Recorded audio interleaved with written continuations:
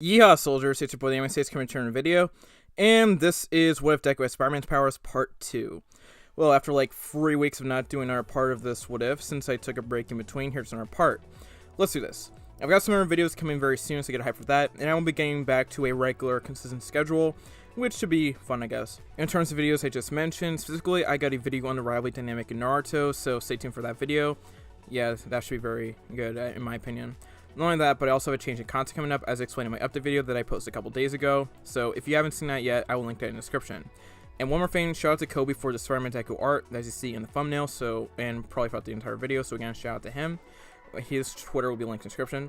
Watch me tab like a hawk as you get vid updates, polls, the ability to select what videos you want for the week, and some fun stuff in between. So again, watch me tab like a hawk. Check out my Patreon, it has some nice rewards you can get if you support me financially. The link tab in the description. And also go check out my Twitch, I see streamer there, specifically my podcast, so the link tab in the description as well. And it's now time for some quick social media plugs. Twitter is @stage4, Instagram is @stage4, and of course, join the Discord server.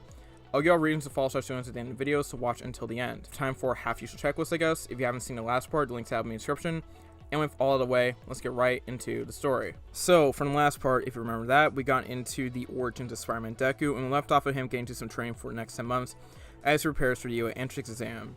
Deku is going to learn some new tricks with his Spider-Man powers, and to be more exact, certain combos he can make, and some new ways he can attack with his new Spider-Man powers. So that's a good thing for him, I guess. Though Deku could use a bit of a teacher to help him out with these combos and other stuff, so his mom would give him some classes with a martial arts instructor. This may seem kind of redundant since I have given Deku martial arts training in a lot of my other MHA series.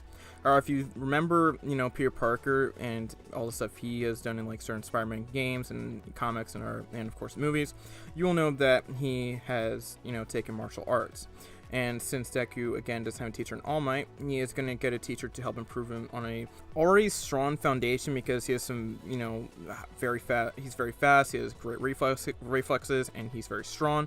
However, if we look at it from a more, objective standpoint, he doesn't really have a specific fighting style or really doesn't know how to fight. He just knows how to punch and kick, which it can get you some places, but not, very far. So, yeah, he's going to have to learn martial arts.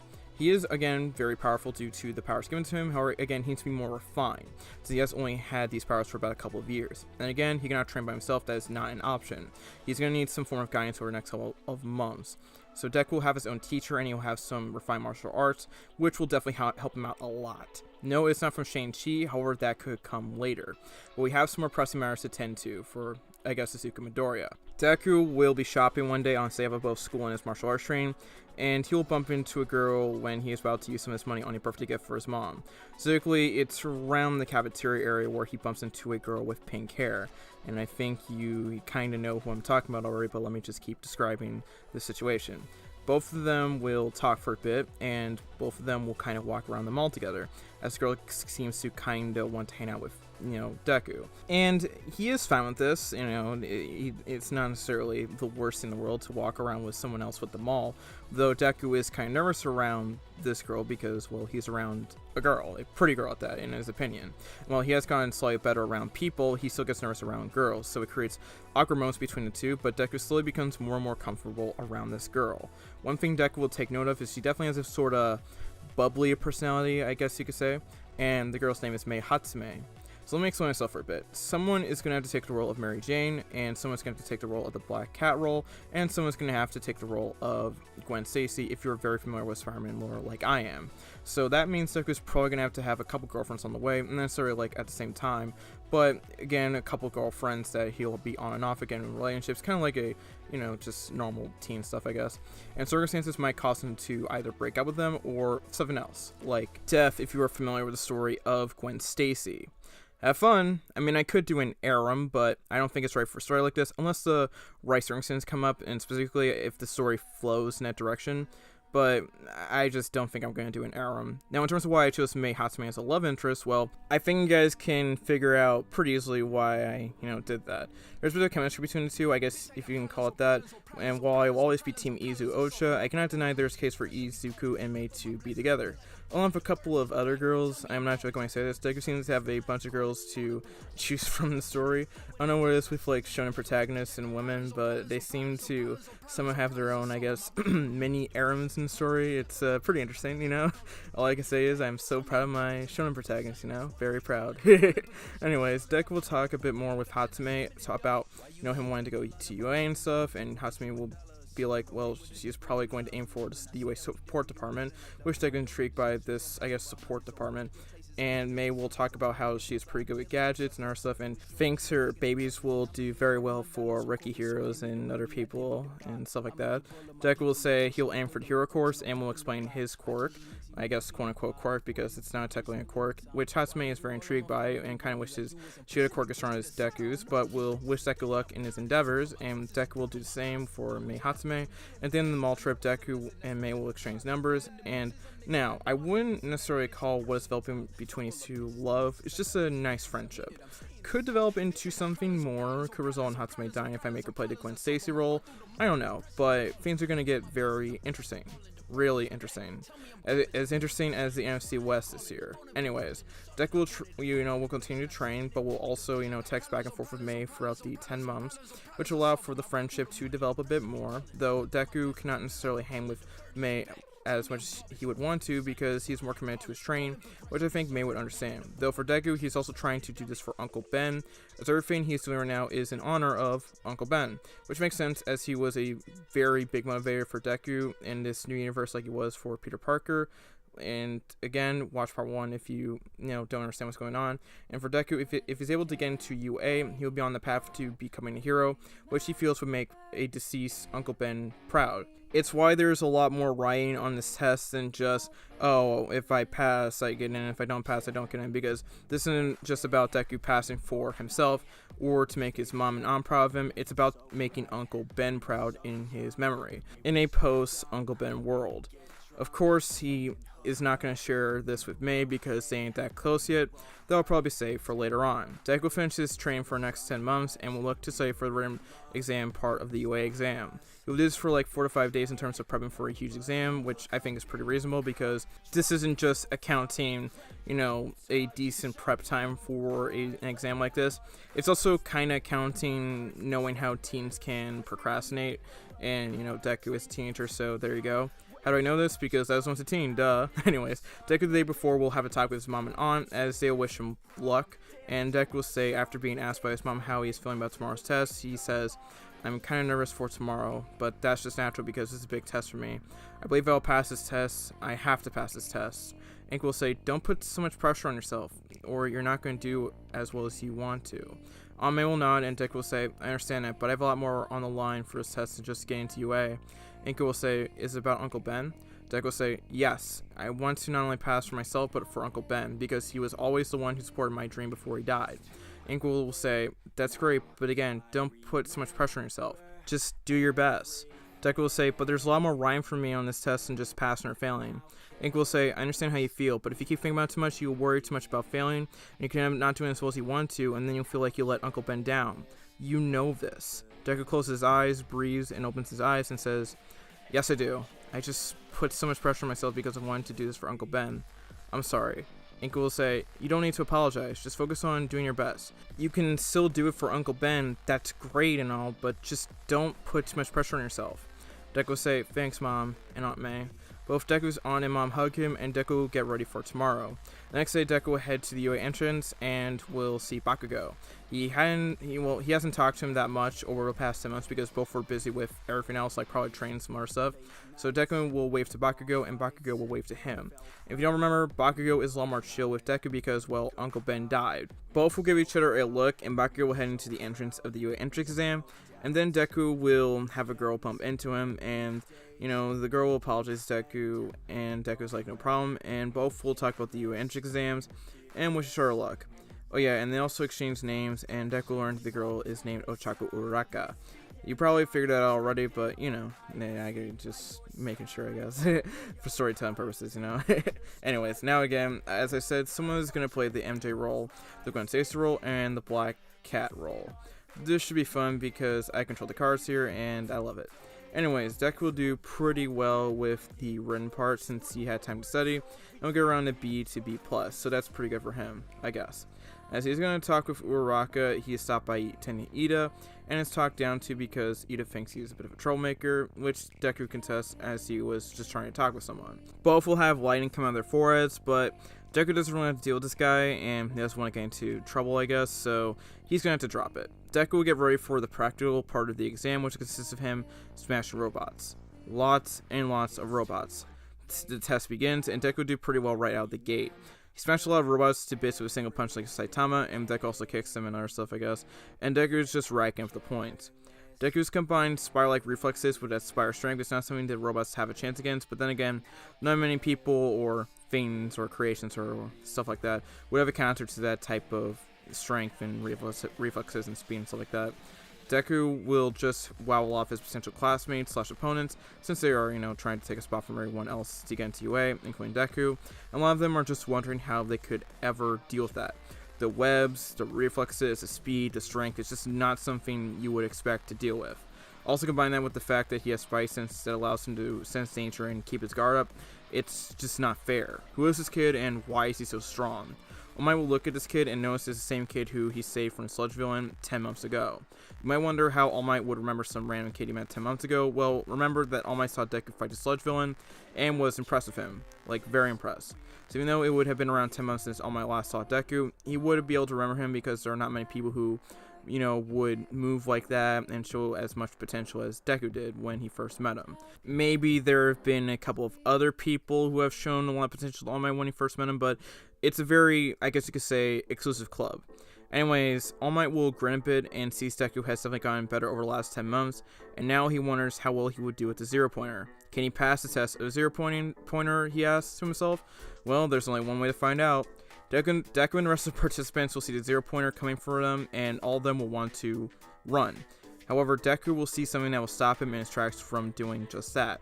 It was a Uraraka trapped in rubble, helpless and unable to get out of harm's way. Deku realizes one thing, that this is his moment. This is a chance to sort of redeem himself for what happened only 1 to 2 years ago. Deku can do the right thing now and save his girl. He will do a heroic act, unlike 1 to 2 years ago, and will save this girl he just met. Deku will fire off a web and will pull Ochako towards him, which will cause her to be on top of him, which, when both of them notice this, they both blush, and Ochako will thank her for saving him, but Deku is like, it's not over yet. Deku sees a zero pointer approaching, and Deku will get his webs going, and will land on his zero pointer and rip everything out of it, and will destroy his zero pointer by ripping out its insides and, kind of destroying it from the inside. And as Deku sees that the zero pointer is about to collapse, Deku fires off a web to escape, but he is caught in the zero pointer's head exploding and is thrown back, but Ochako will come up clutch and will save Deku, making them even for, I guess the saves department, I guess. I feel like something like this makes a bit more sense here for a couple of reasons. One, if we're looking at, well, maybe Deku could rip the zero pointer apart from using his webs, I don't think Deku would want to test the full capability of his webs here, because the zero pointer is somehow able to get to, rip his webs off and stuff like that. That isn't going to be great for him and Ochako. So I could make an argument that he could use the zero pointers to again rip the zero pointer apart. Deku's not in a full Duodite situation where he wants to think of doing something like that. And then two, if you want to make the argument for him destroying in one hit with one, or like one punch, I don't think Deku believes he can destroy it that way. He knows he's strong, but he hasn't realized he is either that strong or he might not be that strong at all. But Deku just doesn't feel like it's wise to test the limit of his strength in the middle of a test like this. And then finally, Free, I think it does allow for a realistic scenario while still involving Uraraka in this sequence of events, so she gets her 40 points. Speaking of which, Deku would get his own Free rescue points, so that's positive as well for him. But anyways, ensuring Uraraka stays in the story is pretty important, as she is one of the girls who will play a very important role in the story, whether it be as a Gwen Stacy, a Mary Jane, or a Black Cat. So yeah, that's my basic reasoning. Anyways, Deku will wrap up the ankle injury Uraraka has with his webs, and Ochako thanks Deku, and then tests will eventually end. And with Deku feeling confident he got in, he just heads home. All Might himself was impressed with Midoriya and wonders if he actually found him, his successor, to be more exact. He had held back from giving his one-for-all power away because of his discovery of Midoriya, but of course he wanted to, wait until he, took the UA entrance exam to confirm, his impressions about him, And he kinda did that. He passed the test of flying colors. And if he didn't really do that, well, he could always give his quirk to Mirio Togata. But he's glad he, I guess, gave time for Midoriya to show off how good he is as a potential hero prospect. So, yeah, I think All Might is pretty happy about the decision. He wonders now if Deku even needs One For All at all, because his quirk is actually very powerful, which, if I'm being very honest, by the way, he really does not need One For All. And I got some very interesting coming up, but I'll say that for later. All Might will show off this young Midori kid to Sonai via film, and while he does say he is very impressive, he still believes Mirio is the best choice. All Might still believes that both are great candidates, and he wants to find something that will kind of show who is the better candidate. Well, that time will eventually come, but for now, Deku will wait for his results for about a week, and will finally get his results. And they're from none other than All Might. Shocking. And Deku is extremely excited because, it's All Might. And then he hears he passed via All Might, and he will also hear that he had the most points on the exam at a whopping 119 points, which is massive for Deku. This makes Deku very happy, and I don't think Ochaku would have to give up her points or make the offer of trying to give up her points in his canon, because Deku wasn't muttering to himself about getting only 1 point in his canon. However, All Might will show Ochaku thanking Deku for the rescue, and Deku smiles. All Might will end the transmission with Deku, and Deku just cries. Deku says to himself, "I did it, Uncle Ben. I did it." Deku hugs his aunt and mother, showing his results, and both are very happy for him. Deku also texts Mei, and she congratulates him and tells him that she got into the support department, and Deku is very happy for her. And while both are not really going to be in the same class because both are in completely different departments, they do want to look into hanging out with each other, so that's pretty cool for them, I guess. Deku will go to sleep in preparation for his first day at UA, and he will think about Uncle Ben again. He wonders what he would say to him today. Would he be proud of him? Would he criticize him for stuff he could have done better? Would he have given him some life lesson? Who knows? Whatever the case is, Deku wishes Uncle Ben was around to see him now, but knows he cannot fix the past. Deku just has to focus and will make sure he fulfills his promise that he made to himself when Uncle Ben died, which is to be a great hero for him. Deku the next day will get ready for school and will head into UA after saying goodbye to his mother and aunt and taking that walk to the UA building. Deku is awed by the building because it's very big and is now focused on finding his class, as he is in Class 1A. Deku will find his class and will walk in only to see Bakugo acting up against Ida, and then Bakugo will see Deku and he will wave to him, and then Ida will see Deku and will apologize to him and says that he had figured out the test and dominated, and so he has his respect. So yeah, Deku is pretty happy hearing this and getting his apology, and Deku is now very cool with Ida. And then Deku will see Ochaku, and they'll talk for a bit. Ochaku will thank Deku again for saving him, and Deku will be like, no problem, and Ochaku kind of wants to learn about Deku's quirk. Deku just explains it's just a spider quirk, and he says that he just has the powers of a spider, nothing more, nothing less. Then we'll be introduced to a man in a sleeping bag who calls himself Shota Aizawa, and will tell all the students of Class 1A to get ready for a test, a quirk apprehension test, to be more exact. Everyone will be excited like in canon after Bakugo does his ball throw stuff, as this test seems fun, which by the way, Bakugo got around the same distance as did in original canon. And the excitement will end very quickly when Aizawa tells them that one of them will be expelled. So yeah, not fun. For 50-meter dash, Deku will get around 2 seconds because he uses webs to pull his way to the other side. And for the grip strength test, Deku is able to edge out Shoji by around 50 kilograms. And then Deku will be able to dominate the other tests in between, especially the ball throw, when he comes up with the idea that he can create a slingshot for the ball using his webs. So Deku will do this, and the ball will get a couple more meters than Bakugo, which Bakugo will be like, show off. Ochaku will get her infinity, and Deku will congratulate her. And finally, with the remaining tests, Deku will pass them with ease, especially since he has 2 functioning arms, not just 1. And by the end of the quirk apprehension test, will get first place. Everyone will get moved down a spot, and Mineta will get last place, and Mineta will be upset because he's now expelled. Now, you may be wondering why I'm expelling Mineta. Well, 2 reasons. The first reason is because Mineta would have been expelled if it wasn't for Deku getting last place in original canon, so that's one reason. And the second reason is because I'm introducing a new character into MHA from the Spider-Man universe. Bit of a new incarnation to a character that is again kind of integral to the Spider-Man franchise because he kind of will become a villain later on. I think you guys can figure this one out, but anyways, Aizawa was impressed by Class 1A and is very intrigued by Suzuki Midori fellow, so that's there, I guess. The next day, the replacement for Mineta arrives, and his name is Harry Osborn. Oh yeah, we're going there. Osborn will walk into class and says he cannot wait to get to know his classmates and all the other stuff, for a new student, I guess.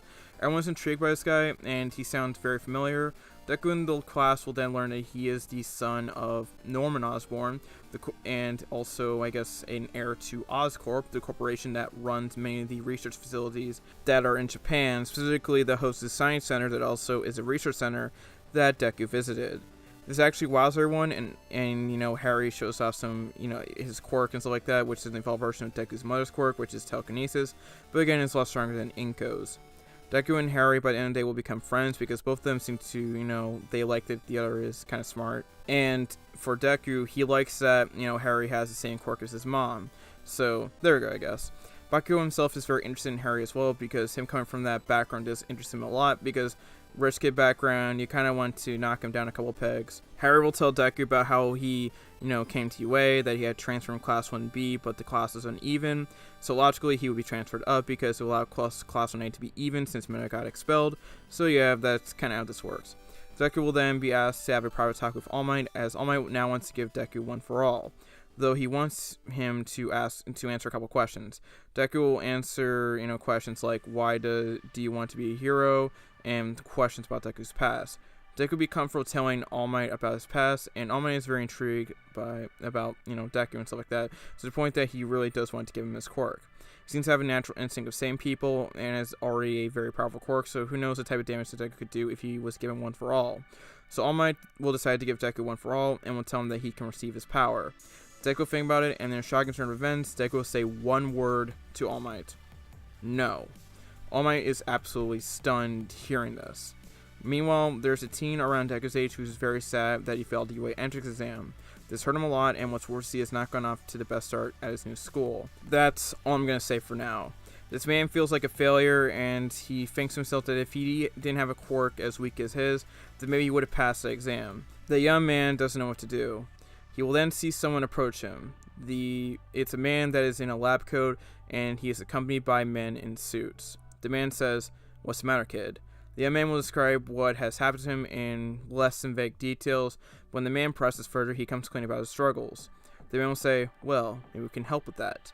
The young man wonders, "What do you mean?" The man will motion for the young man to follow him, and while the young man will be a bit hesitant at first, but he will end up following them. When they reach a door to a very large building, the man will say, "Before you go in, what would you say if I told you that I can make your dreams come true?" The man will say, "I would highly doubt that you could do that, but if you could, I would be very much indebted to you." The man smiles and says, "Well, get ready because soon, I will make all of your dreams come true." What will happen next? Find out in the next part. Thank you all for watching part 2 of What Deku at Spider-Man's Powers. Again, I really enjoyed writing this part after, a bit of a longer hiatus because this was in between my breaks and stuff like that. But, I guess I'm back with this What If. Now, in terms of this sequence of events in the latter part of this What If, this is going to be a decision of who the next villain is. So I'm between two. One is Electro and the other is Rhino. So if you want to, make a bit of a decision, I actually will leave a poll at the end after this video is released. So get ready for that. And in terms of, again, what upcoming videos and stuff like that, I'm going to stay tuned for that. And be very much prepared for a consistent schedule going forward, and also get ready for that, rivalry dynamic in Naruto video. It's gonna be pretty interesting in my opinion, and get ready for the change in content. I think it's gonna be really great, and so yeah, watching me tap like a hawk, that is really important, and follow me on Twitch. That's also pretty important as well. And finally, follow me on Twitter for now to get notified of my videos. Instagram for me and some other fun stuff in between, and finally join my Discord server for access to elementary content, notifications when I live stream ahead of time, and of course the ability to send me ideas directly. These are great ways for you guys to interact with me, so follow me on Twitter and Instagram, and join my Discord server. Shout out to our patrons, their names on screen, and my $50 patron Anguish. If you want to support me further and get rewards to shoutouts like these, go to my Patreon, which is linked in the description. And by the way, thank you for 25k subs, because we are a quarter of the way to 100k, which I think is very insane. So yeah, I hope we can get there one day, but for now, again, thank you for 25k. Let's get to 26k and beyond. So yeah, and that is all I have to say. Make sure to like, comment, subscribe, turn notifications, and share the video. This has been your boy, the Anime Sage, signing out. Peace, Yorta, Stephanie Shea, close us out. Bye-bye. Peace. Hi, this is Stephanie Shea, voice actress for Sailor Moon, Hinata, Orihime, and you are watching Anime Sage.